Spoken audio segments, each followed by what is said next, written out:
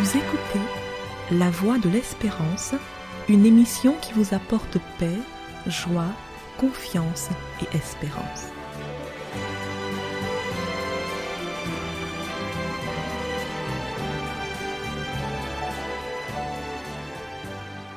Bonjour la Guyane et bonjour à tous depuis la Guyane. C'est rare, mais c'est beau.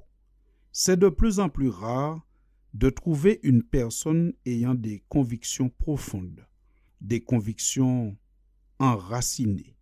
Une personne qui est capable de garder ses convictions, sa conduite, même quand elle risque des pertes importantes. Aujourd'hui, nous sommes dans un monde d'opportunistes, un monde rempli de personnes qui règlent leur conduite selon les circonstances du moment. Des personnes qui cherchent à utiliser au mieux de leurs intérêts les circonstances du moment. Être opportuniste, c'est avoir l'attitude qui consiste à tirer le meilleur parti des circonstances en faisant peu de cas des principes. Pas un jour ne passe sans qu'on ne voie un dirigeant qui dit le contraire de ce qu'il avait dit l'année dernière, juste par intérêt personnel. Les exemples sont tellement nombreux et tellement contre-productifs que cela finit par nuire à la formation du caractère de la jeunesse de notre société. Nous ne sommes pas en train de dire qu'une personne ne peut pas changer d'avis ou de conduite. Oui, on peut changer de conduite et d'avis quand on a de nouvelles informations, de nouvelles connaissances qui apportent une vision différente. On peut changer d'avis parce qu'on évolue et qu'on comprend mieux les choses. Mais ce processus, il est plutôt sain. Il est même biblique et s'appelle la conversion. Ça n'a rien à voir avec le fait d'être opportuniste. Celui qui est opportuniste ne change pas d'avis parce qu'il a appris de nouvelles choses et qu'il a compris que ce qu'il faisait dans le passé n'était pas bien, mais simplement il change d'avis ou de conduite pour avoir des gains par intérêt. Alors peu importe si ce qu'il faisait avant était bien et que maintenant ce qu'il fait est mal, ce n'est pas ce qui est important. Ce qui est important pour l'opportuniste, c'est d'augmenter ses gains, de travailler toujours à son intérêt personnel. Tandis que la conversion, c'est un changement d'avis ou de comportement ou de manière de penser sur un point parce qu'on a découvert ce qui est mieux et qu'on cherche à faire ce qui est bien. La Bible en parle largement dans le chapitre 4 du livre des Éphésiens.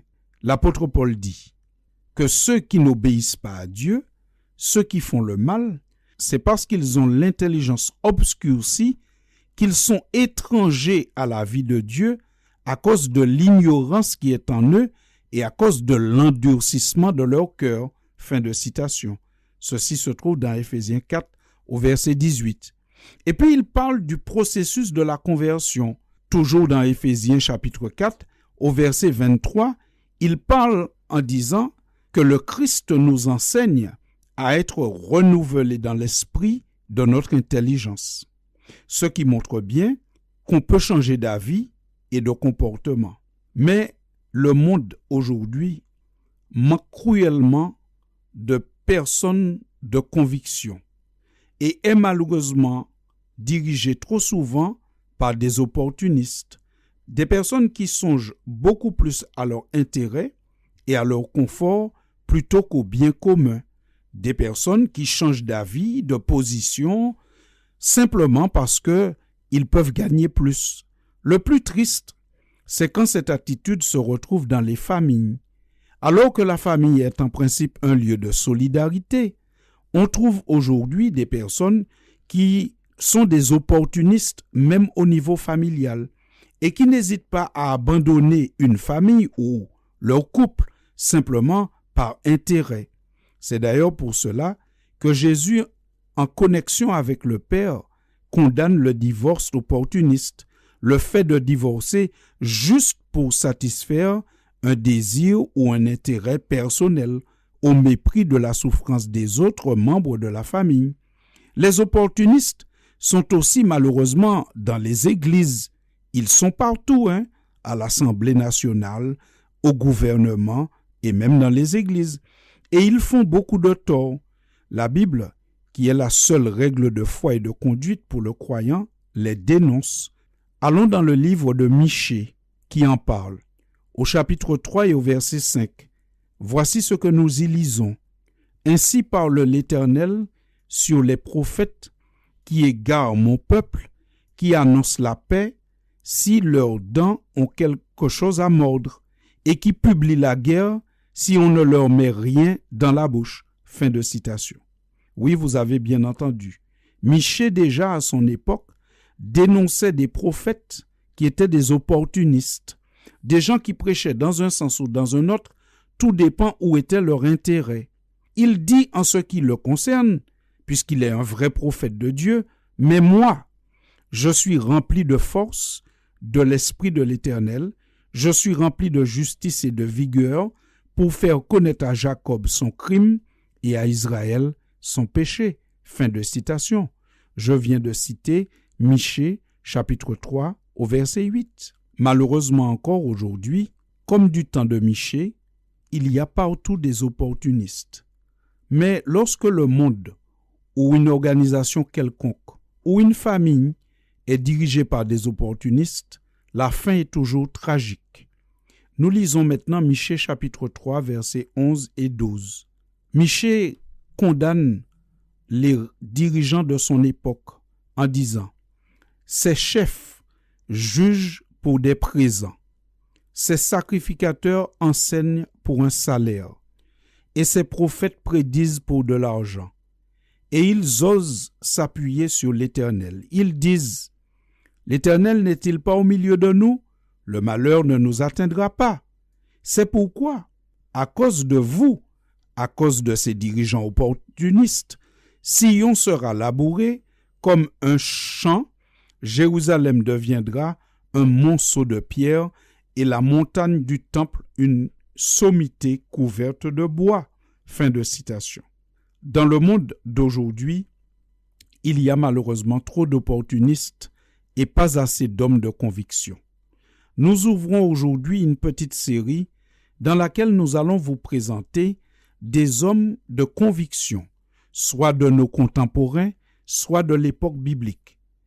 Cela va nous rappeler que ce dont le monde a le plus besoin, c'est d'hommes qu'on n'achète pas, qui ne se vendent pas, des hommes profondément loyaux et intègres, des hommes qui ne craignent pas d'appeler le mal par son nom et de qualifier le bien aussi par son nom, des hommes dont la conscience est fidèle à leur devoir, le devoir qu'ils doivent accomplir, qui ne sont pas des opportunistes, des hommes qui s'attachent à la vérité, à la justice et au bien, même si l'univers devrait s'écrouler. Vous les découvrirez dans notre série qui commence aujourd'hui, ces hommes de conviction qui ont marqué l'histoire biblique, mais aussi qui marquent l'histoire contemporaine, parce que s'il est vrai qu'il y a un grand nombre d'opportunistes dans ce monde, eh bien il faut croire qu'il y a aussi encore quelques personnes de conviction et qu'il y en a toujours eu. À l'époque biblique, il y en a qui étaient tellement convaincus qu'ils sont devenus des martyrs, préférant garder leurs convictions même au risque de leur santé ou de leur vie ou de tous leurs biens matériels. Pensez-vous qu'il soit nécessaire d'avoir des hommes de conviction, des femmes de conviction aujourd'hui dans ce monde?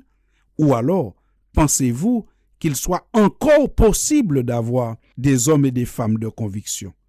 Nous répondons sur la base de la Bible, oui, il est possible d'avoir encore des hommes et des femmes de conviction et nous les découvrirons dans notre série à venir. Chers auditeurs, je voudrais vous laisser en vous disant à très bientôt pour la suite, mais surtout en vous rappelant que le monde a besoin d'hommes et de femmes de conviction. Pourquoi ne pas être nous le début de cette race d'hommes et de femmes de conviction? Merci pour votre attention et à très bientôt pour une prochaine édition. C'était La Voix de l'Espérance, une émission préparée par l'Église adventiste du 7e jour. Si vous désirez avoir une copie de la causerie d'aujourd'hui, demandez-la. Elle vous sera donnée gracieusement. Écrivez à La Voix de l'Espérance, boîte postale 169 97 324, Cayenne, CEDEX, ou téléphonez au 0594 25 64 26. Merci chers auditeurs et à bientôt.